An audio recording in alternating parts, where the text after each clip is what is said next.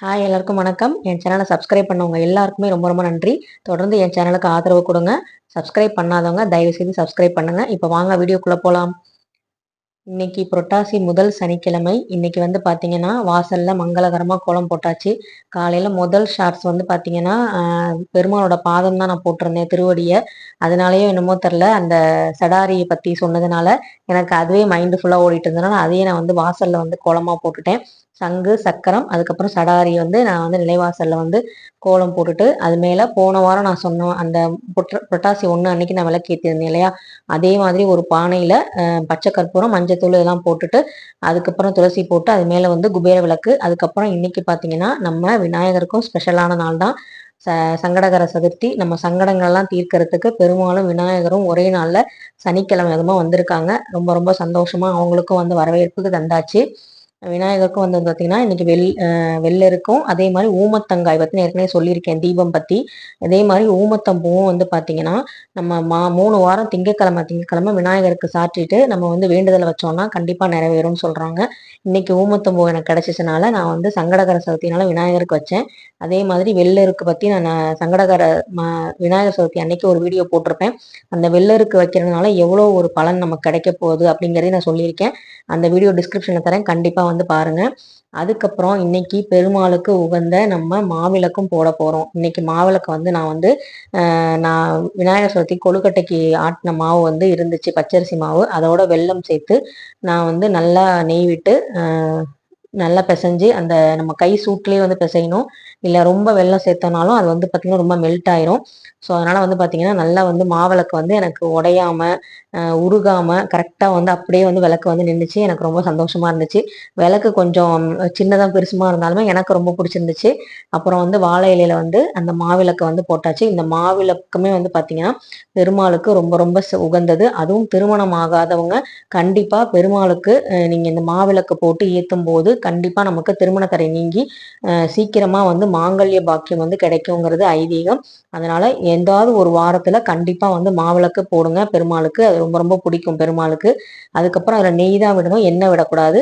நெய் விட்டு திரி போட்டு நல்லபடியாக வந்து ஏற்ற ரெடி ஆயாச்சு. அதுக்கப்புறம் பார்த்தீங்கன்னா புளியோதரை. இன்னைக்கு வந்து பார்த்தீங்கன்னா நான் வந்து 2 சாதம், ஒரு ஸ்வீட்டு, அதுக்கப்புறம் கூட்டு வந்து பண்ணியிருக்கேன். இப்போ புளியோதரை வந்து பெருமாளுக்கு உகந்த பிரசாதம். அதை வந்து என்னன்னு நான் சொல்கிறேன், அதுக்கு ஒரு கதை இருக்குது. அதே மாதிரி கூட்டு, முருங்கைக்காய் கத்திரிக்காய் சுண்டல்லாம் போட்டு கூட்டு வச்சாச்சு. இது வந்து புளியோதரைக்கு வந்து நல்லா சைடிஷ்ஷு, நல்லாயிருக்கும், சூப்பராக இருக்கும். அதே மாதிரி பார்த்திங்கன்னா பெருமாளுக்கு பிடிச்ச இன்னொரு பிரசாதம் என்னென்னா தயிர் சாதம். அதையும் வந்து நான் வந்து நல்லபடியாக வந்து ரெடி பண்ணியாச்சு. நல்லா வந்து டேஸ்ட்டாக வந்துச்சு. இதில் கொஞ்சம் பாலும் ஆட் பண்ணோம்னா குழந்தைங்களும் வந்து நல்லா விரும்பி சாப்பிடுவாங்க. அதனால் வந்து பார்த்திங்கன்னா பெருமாளுக்கு பிடிச்ச அந்த தயிர் சாதமும் வந்து ரெடி பண்ணியாச்சு. எல்லாமே ரெடியாக இருக்குது. துளசி அம்மாவுக்கு வந்து இன்றைக்கி வந்து விளக்கு ஏற்றிட்டு நான் வந்து பூஜையை வந்து ஸ்டார்ட் பண்ணிட்டேன். வெளியே இருந்து ஃபஸ்ட்டு விளக்கு ஏற்றிட்டு தான் வீட்டுக்குள்ளே வரணும். வீட்டுக்குள்ளே ஏற்றினதுக்கப்புறம் வெளியே போய் விளக்கு ஏற்றக்கூடாது. அதனால் ஃபஸ்ட்டு துளசி அம்மாவுக்கு ஏற்றிட்டு அதுக்கப்புறம் வந்து பார்த்திங்கன்னா கற்பக விநாயகருக்கு இன்னைக்கு சங்கடகர சதுர்த்தினால வெள்ளருக்கு திரி போட்டு நான் வந்து ஏற்றிருக்கேன். அது வந்து ரொம்ப நல்லது. அதே மாதிரி வெள்ளருக்கம் பூவும் கிடச்சிச்சு, ஊமத்தம்பூவும் கிடச்சிச்சு. அதனால் எல்லாமே வந்து சாட்டிஸ்ஃபைடாக எனக்கு இருந்துச்சு. நிலைவாசலில் குபேர விளக்கு ஏற்றி லக்ஷ்மி தாயாரையும் பெருமாளையும் வந்து வரவேற்றாச்சு. குலதெய்வ விளக்கு வந்து ஏற்றிட்டேன். எப்பவும் போல் என் பூஜை வீடியோ பார்த்தவங்களுக்கு தெரியும், குலதெய்வ விளக்கு ஏற்றிட்டு தான் மற்ற எந்த விளக்காக இருந்தாலும் ஏற்றுவேன். முருகருக்கும் விளக்கு ஏற்றி, காமாட்சி அம்மன் விளக்கு ஏற்றியாச்சு. அதுக்கப்புறம் பார்த்தீங்கன்னா விநாயகருக்கும் ஸ்பெஷலாக இன்னைக்கு வந்து ஒரு வெள்ளி விளக்கு வந்து ஏற்றியிருந்தேன். அதுக்கப்புறம் கலசத்துக்கு ஒரு விளக்கும், அப்புறம் வந்து மாவிளக்கு, இந்த மாதிரி விளக்கு இன்னைக்கு இத்தனை விளக்கு நான் வந்து ஏற்றிருக்கேன். எல்லா விளக்குமே வந்து விசேஷ நாட்களில் ஏற்றுறது ரொம்ப ரொம்ப நல்லது தான். இல்லை என்னால் முடியாதுன்னா மினிமம் 2 விளக்காவது நம்ம பூஜை அறையில் ஏற்றணும். நான் வந்து சங்கடகர சதுர்த்தினால விநாயகருக்கு தனியாக வந்து ஒரு விளக்கு வந்து இன்னைக்கு எக்ஸ்ட்ரா ஏற்றிருக்கேன், அவ்வளோதான். அது மற்றபடி எப்பவும் ஏற்றுற விளக்கு தான். ரொம்ப சந்தோஷமாக வந்து விளக்கு ஏற்றியாச்சு. நீங்கள் வந்து இப்போ தம்ப்நெயில் வந்து பார்த்துருப்பீங்க. கல்லனை நம்பினாலும் குள்ளனை நம்பக்கூடாது அப்படின்னு சொல்லுவாங்க இல்லையா, ஒரு பழமொழி. அதுக்கு என்ன அர்த்தம் அப்படிங்கிறத வந்து தெரிஞ்சுக்கோங்க. அதாவது குட்டையா இருக்கவங்கள நம்பக்கூடாதா, அப்போ வந்து திருடனை கூட நம்பலாமா அப்படின்னு தான் எல்லாரும் நினச்சிட்டு இருப்போம். அது வந்து கிடையாது. கிருஷ்ணர் வந்து பார்த்தீங்கன்னா வெண்ணெய் திருடன், அவன் வந்து கல்வன் சொல்லுவோம் செல்லமா. அவர் வந்து பார்த்தீங்கன்னா கண்ணபுரானை வந்து எதிரிகளை வந்து உடல் மெய் வருத்தி வந்து அவர் வந்து சண்டை போட்டு தான் வந்து காப்பாற்றுவார். ஆனா வந்து அதே கண்ணபுரன் வந்து வாமன அவதாரத்துல என்ன பண்ணுவார்னா, குள்ளமா வந்து அந்த வந்து மாவலிங்கிறவர்கிட்ட நான் வந்து பூமியை வந்து அளக்கறத வந்து 3 அடியில அளக்குறேன், உனக்கு எத்தனை அடி வேணுமோ காலடியில 3 அடி அளந்துக்கோன்னு சொல்லும் போது 3 அடியில வந்து உலகத்தை வந்து அளந்துருவாரு. ஸோ வந்து பாத்தீங்கன்னா அந்த 3 அடியில உலகத்தை அளக்கறதுனால குள்ளமா இருக்கிற மாதிரி காமிச்சு பெரிய வந்து விஸ்வரூபம் எடுத்து அதுக்கப்புறம் வந்து உலகத்தை வந்து தன் வசமாக்குவாரு. எதிரிகள்கிட்ட இருந்து அதாவது ஒரு என்ன நயவஞ்சகமா வந்து அந்த பூமியை வந்து தன்னை வசப்படுத்திக்குவாரு கிருஷ்ணபிரான், அதாவது வாமன அவதாரத்துல. ஸோ அதுக்காக தான் வந்து பாத்தீங்கன்னா கண்ணனை கூட நம்பலாம், நேரடியா வந்து தெரியும் அவர் செய்யற சேஷ்டைகள் எல்லாமே வந்து இவர் தான் பண்ணாருன்னு தெரியும். ஆனா வாமன அவதாரத்துல டைரக்டா வந்து அவங்க வந்து விஸ்வரூபத்தை காட்டியிருந்தா கண்டிப்பா வந்து அந்த மாவாளி வந்து சொல்லியிருக்க மாட்டாரு, 3 அடி கொடுத்துருக்க மாட்டாரு. சின்ன பையன் தானே, இவன் காலுக்கு 3 அடி எங்க வரப்போகுதுன்னு நினைச்சிட்டு அசால்ட்டா சொல்லியிருப்பாரு. அதனாலதான் வந்து யாரையும் உருவத்தை வச்சு எடை போடக்கூடாதுன்னு சொல்லுவாங்க. அதனால வந்து உருவத்தை வச்சு எப்பவுமே வந்து யாரையும் எடை போடாதீங்க, அது வந்து ரொம்ப ரொம்ப தவறான விஷயம். அதுதான் வந்து கள்ளனை நம்பினாலும் குள்ளனை நம்பக்கூடாதுன்னு சொல்லுவாங்க. அதுக்கப்புறம் பாத்தீங்கன்னா நான் வந்து படையல்ல வந்து நான் ஏற்கனவே காமிச்ச மாதிரி புளியோதரை, தயிர் சாதம், அப்புறம் கூட்டு, பாயாசம், பருப்பு பாயாசம் இன்னைக்கு வச்சிருந்தேன். அதுக்கப்புறம் பாத்தீங்கன்னா அப்பளம், அப்புறம் ஸ்வீட் வந்து இப்பதான் வாங்கிட்டு வந்தாங்க, அதையும் வச்சாச்சு. துளசி கண்டிப்பா இருக்கணும், பச்சை கற்பூரம் துளசி கலந்த தீர்த்தம் வந்து ரெடி பண்ணி வச்சாச்சு. நல்லபடியா வந்து சாமி கும்பிட எல்லாம் ஆரம்பிச்சு நல்லபடியா வேண்டுதல் வச்சாச்சு.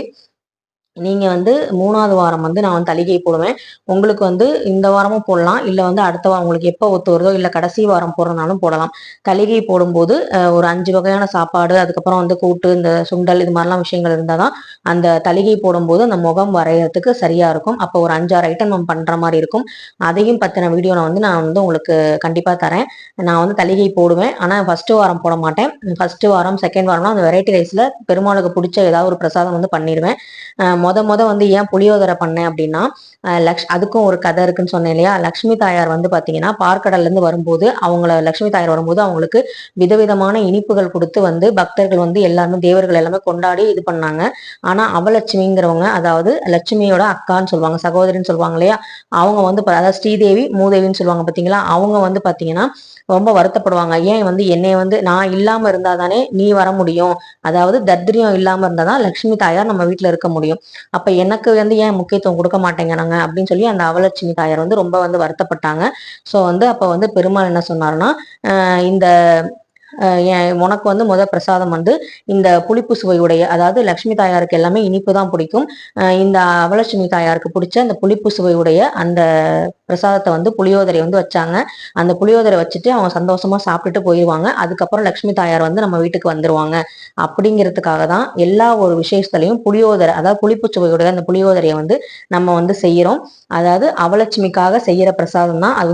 வந்து பெருமாளுக்கு வந்து எல்லாருமே ஒண்ணுதான் அப்படிங்கிறதா நான் காலையில வந்து இந்த சடாரிங்கிற விஷயத்திலையும் சொல்லியிருப்பேன்.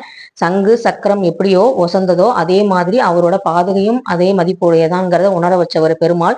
அதே மாதிரி லட்சுமி இருக்கணும்னா அதுக்கு அவலட்சுமி தாயார் அங்க இருக்கக்கூடாது.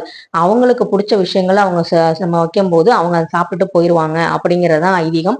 அதனாலதான் நம்ம வாசக்கதவை திறக்கிறதுக்கு முன்னாடி நம்ம வீட்டுல நைட்டு எந்திரிச்சு காலையில விடிய காலையில திறக்கும் போது ஜன்னலை திறக்கணும், இல்லைன்னா பின் கதவு இருக்கு, கொள்ளக்கதவு இருக்குன்னா அதை திறக்கணும்.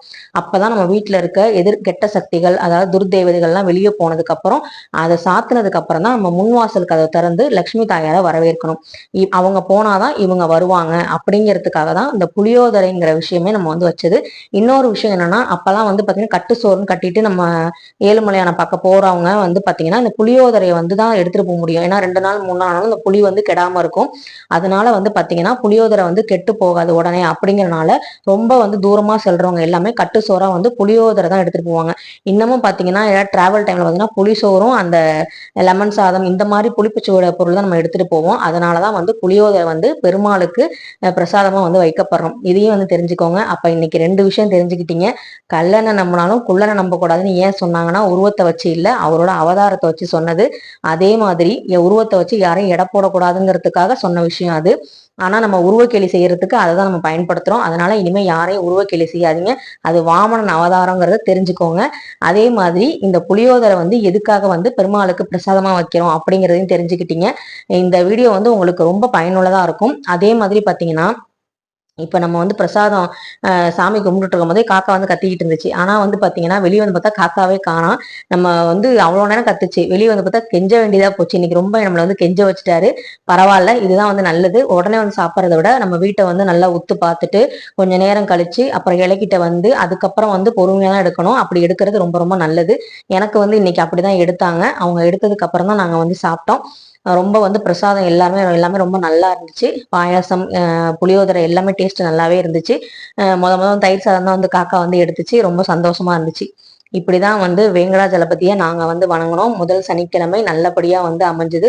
உங்களுக்கும் எல்லா சனிக்கிழமையும் நல்லபடியா அமையணும். ஏதாவது ஒரு காலத்துல மாதவிடாய் நேரத்துல பலிபடம்னா வருத்தப்படாதீங்க. அதுக்கேற்ற மாதிரி பிளான் பண்ணி தளிகை எப்போ போடணுமோ அது மாதிரி பிளான் பண்ணிக்கோங்க. மாவிளக்கு கட்டாயம் போடுங்க. அப்ப மாவிளக்கோட முக்கியத்துவம், அதே மாதிரி புளியோதரை ஏன் செய்யறோங்கிறதையும் நம்ம தெரிஞ்சுக்கிட்டோம். மாவிளக்கு போட்டு திருமண தடையை வந்து போக்கணுங்கிறத வேண்டிக்கோங்க. நல்லபடியா எல்லோருக்கும் சுபிக்ஷமா வீடு இருக்கணும். மகாலட்சுமி தாயாரோட நல்லபடியா நம்ம சந்தோஷமா இருக்கணும். மகாலட்சுமி தாயார் எங்கெல்லாம் இருக்காங்களோ அங்கெல்லாம் வந்து பெருமாள் கண்டிப்பா இருப்பாருங்கிறது 100க்கு 100 உண்மை. அதனால வந்து பாத்தீங்கன்னா நல்லபடியா 2 பேரும் வேண்டிக்கோங்க. நமக்கு நல்லதே நடக்கும். அதே மாதிரி விநாயகர் பெருமான் அருளாட இன்னைக்கு வந்து இந்த புரட்டாசி சனிக்கிழமை நல்லபடியா நிறைவடைந்தது. உங்களுக்கும் அது மாதிரி நல்லபடியா நிறைவடைஞ்சிருக்கும். இன்னைக்கு சாமி கும்பிட முடியலங்கிறதுக்காக வருத்தப்படாதீங்க. சாமி நம்ம எங்க இருந்தாலுமே நம்ம மனசுக்குள்ள இருப்பாரு, ஆசீர்வாதம் பண்ணிட்டு தான் இருப்பாரு. இயற்கை வந்து நம்ம எதுவும் பண்ண முடியாது. அதனால வருத்தப்படாம அடுத்த வாரம் நம்ம என்ன ஸ்பெஷலா இன்னும் நல்லா பண்ணலாங்கிறத யோசிங்க. இன்னைக்கு கும்பிட முடியலங்கிறவங்க வருத்தப்படாதீங்க. வீடியோ பார்த்ததுக்கு ரொம்ப ரொம்ப நன்றி. தொடர்ந்து நம்ம வீடியோவுக்கு சப்போர்ட் பண்ணுங்க. எல்லா வீடியோவும் பாருங்க. சப்ஸ்கிரைப் பண்ணாதவங்க சப்ஸ்கிரைப் பண்ணுங்க. தேங்க்யூ.